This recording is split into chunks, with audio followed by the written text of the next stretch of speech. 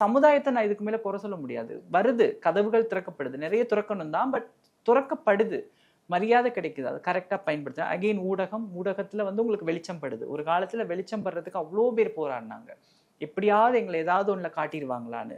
அரட்டை அரங்கத்துக்கெல்லாம் போய் பேசின திருநங்கை இருக்காங்க, எப்படியாவது எங்க முகத்தை, எங்க கஷ்டத்தை காட்டணும்னு ஓடி போய் பேசி வந்தவங்களாம். பிரியா பாபு அம்மா, ராதிகா நாயக்கெல்லாம் இருக்காங்க, பாம்படுத்தி எல்லாம் இருக்காங்க, பேசி முயற்சி பண்ணாங்க அந்த வெளிச்சம் வரணும்னு. ஆனா இப்ப உங்க மேல அடிக்கிற வெளிச்சத்தை நீங்க எப்படி மிஸ்யூஸ் பண்றீங்க?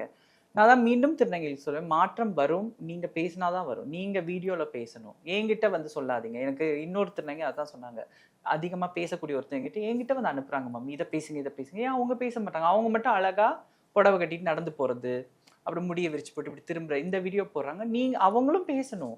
ஸோ சமுதாயத்துக்கு மேல நான் குறை சொல்ல மாட்டேன். ஒரு பிரச்சனைனா சப்போர்ட் பண்றாங்க, ஒரு கஷ்டம்னா வந்து நிக்கிறாங்க. எல்லாத்துக்குமே சமுதாயம் ரெடியா இருக்கு மாற்றத்தை கொண்டு வர. எங்க ஆளுங்க அந்த மாற்றத்தை கொண்டு அவங்களும் வரணும், அப்பதான் மாறும்.